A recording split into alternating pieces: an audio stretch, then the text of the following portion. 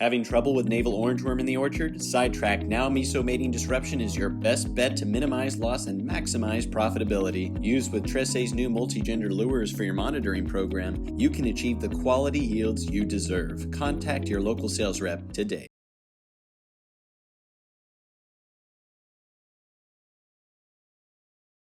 Hello, I'm Matthew Malcolm with Pacific Nut Producer Magazine, reporting to you from the annual convention of the Almond Alliance of California here in Huntington Beach. I'm here with Blake Vann, an almond grower and diversified farmer up in Northern California. He was on a panel today addressing some of these water issues.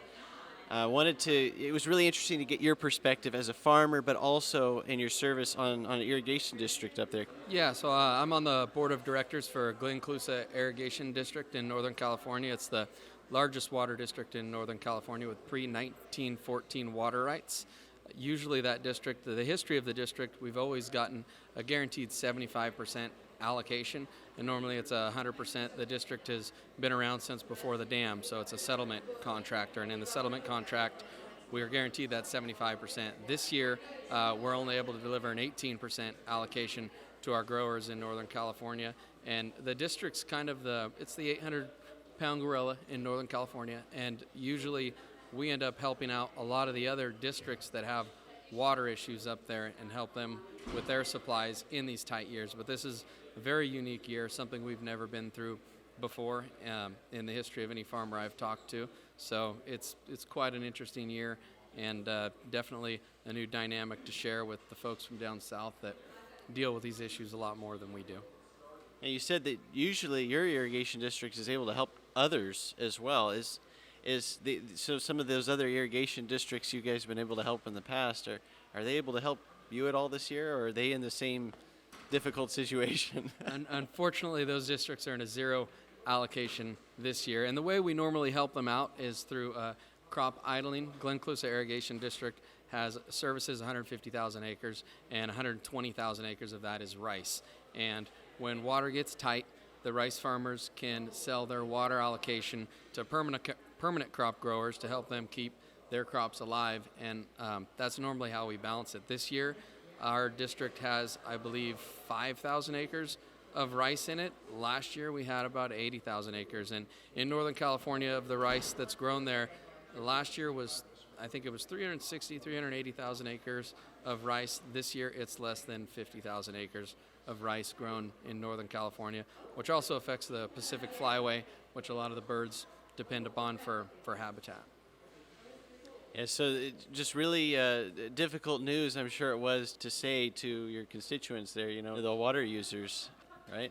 Yeah, 18%, and no one expected it. It was really tough going out and trying to explain to folks. A lot of guys just kind of used to doing what they always do and figured, well, this is Glen Colusa Irrigation District. You guys are going to be good. You're going to be solid. We don't even have to worry about it. There were people already starting to work ground in their fields and spend money towards a crop that we knew they weren't going to be able to plant. So we had to get out ahead of it with emails and texts and communications, meetings with the growers, anything we could to kind of let people know, hey, this is we're in unprecedented waters. This is a really tough year, and we've said it before, but it's never been this bad, and it's a new reality up there. Going to be a really tough year for a lot of folks.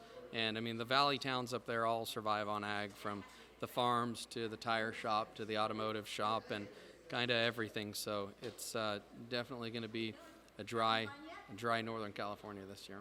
Yeah, it's going to have a big economic impact up there. Something unique about your board, you told me, was that all of the board members are growers, right? They're all farmers. Yes, that's correct. All of our board members are farmers. The Glen Colusa Irrigation District services farms, but we also do help out in times like this. We'll sell some water to urban water districts that need water for human health and services. Last year, we were able to do that because we did have excess water through a water sales program towards rice farmers to fallow their ground and sell the water. Unfortunately, this year, we barely had enough water to sell the rice growers' water to the almond farmers for them to keep their trees alive.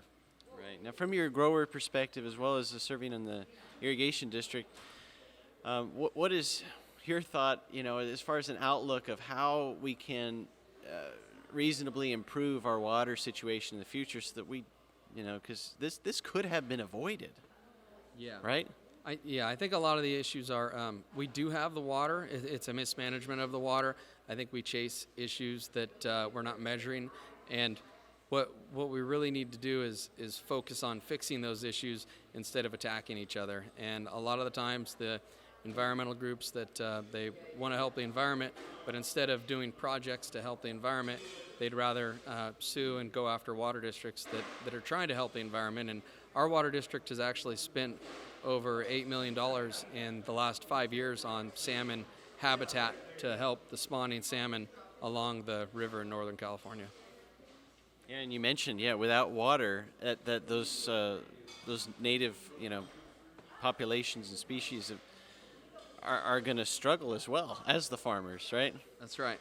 And I think it's about habitat and not about water. If we were able to create some more habitat along that river for the fish, they're going to have a lot better chance of survival, and we'll be able to manage our water much better by going at it together instead of fighting against each other. So interesting dynamic. Hopefully people come together. We can do amazing things when people come together. So hopefully things will head that way. Yeah, and like you said, if they would spend those environmental groups, if they would spend all that money that they're spending fighting with lawyers and stuff on these solutions, that would make such a we could come up with a solution a lot quicker, right? It would. It's pretty unfortunate. I know all the environmental groups, a lot of people donate to them because who doesn't want to help the environment? Unfortunately, if they fix their problem, then they don't have an issue to go after, and they're looking for a bad guy. And unfortunately, they like to tag farms as the bad guys, wasting the water. And California farmers are some of the most efficient farmers in the world. So it's unfortunate the situation that we're in.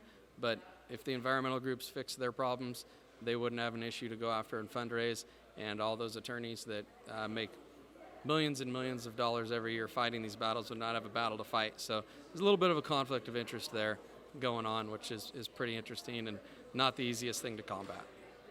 I appreciate the work that you're doing, being involved in the district as a grower, just sharing these stories. I mean, we've got to make a difference here. So we appreciate what you're doing. Read more about these things in our publications. I'm Matthew Malcolm, CaliforniaAgNet.com.